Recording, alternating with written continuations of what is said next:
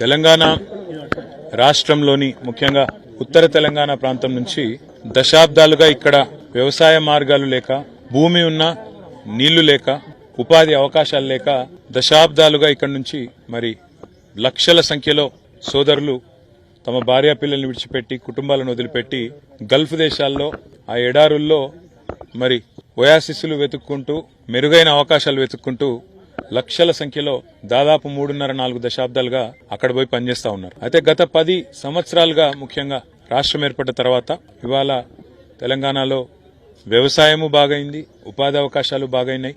ఆ క్రమంలో అక్కడ ఇబ్బందులు పడుతున్న మా సోదరులు ఎవరైతే ఉన్నారో గల్ఫ్ లో తమ భార్య పిల్లల్ని, కుటుంబాలకి దూరమయ్యి ఇవాళ ఏదో చేయాలని అక్కడ పోయి ఇబ్బందులు పాలవుతున్న సోదరులు ఎవరైతే ఉన్నారో వారందరికీ ఈరోజు మా సిరిసిల్ల సోదరులు 4 ఎవరైతే దేశంగాని దేశం పోయి భాష రాక ఇబ్బందుల్లో పడి చివరికి జైలు పాలయ్యి 18 ఏళ్లు తమ కుటుంబాలకు దూరమైన సోదరులు ఉన్నారో వారి జీవితమే మీకు ఒక గొప్ప ఉదాహరణ అనే మాట నేను మీకు విజ్ఞప్తి చేస్తా ఉన్నా. ఎందుకంటే ఇవాళ అన్ని అవకాశాలు ఇక్కడ పెట్టుకొని ఎక్కడికో పోయి మనం ఇబ్బందుల పాలయ్యి అనవసరంగా కుటుంబాలకు దూరమయ్యి తెలియని దేశంలో ఇరుక్కుపోయిన దానికంటే మన దేశంలో మన దగ్గరే మన పిల్లలతో మన కుటుంబాలకు దగ్గరగా ఉండి ఇక్కడ ఉండే అవకాశాలు వెతుక్కోవడంలో ఉండే ఆనందంగా ఇంకోటి కానీ ఎక్కడ ఉండదనే మాట కూడా నేను విజ్ఞప్తి చేస్తూ ఇక్కడ మా సోదరులు 4 సిరిసిల్ల నియోజకవర్గం, ముఖ్యంగా సిరిసిల్ల జిల్లా వేములవాడలో ఒకరు, జగిత్యాల నుంచి మరొకరు, అదేవిధంగా సిరిసిల్లకు సంబంధించి 3, మొత్తం కలిపితే 5 సోదరుల్లో 4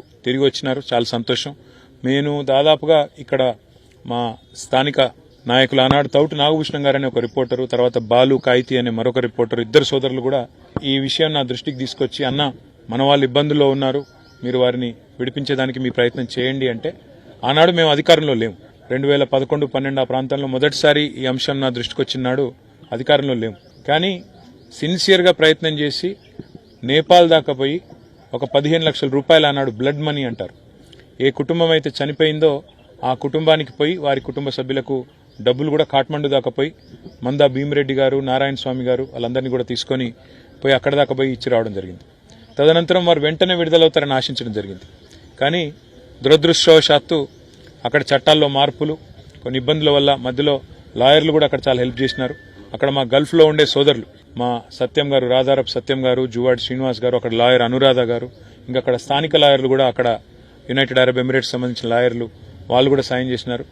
ఎంతో మంది కృషి వల్ల ఒక 7 సంవత్సరాల జైలు శిక్ష తగ్గి ఈరోజు 18 ఏళ్లకు, అంటే అది కూడా చాలా ఎక్కువ అయినప్పటికీ ఇంకో 7 సంవత్సరాలు శిక్షా కాలం ఉండంగా వారు బయటికి రావడం, వారి కుటుంబాలతో మళ్ళీ తిరిగి కలవడం చాలా సంతోషంగా ఉంది. అందుకే వారిని కలవడానికి, వారిని పరామర్శించడానికి, కేవలం పరామర్శించడానికి మాత్రమే కాదు, వారి కాళ్ల మీద వారు, ఎందుకంటే 18 ఏళ్ల తర్వాత తిరిగి వచ్చిన తర్వాత వాళ్ళకు కూడా ఇక్కడ ఏం చేయాలనో పాల్పోతలేదు.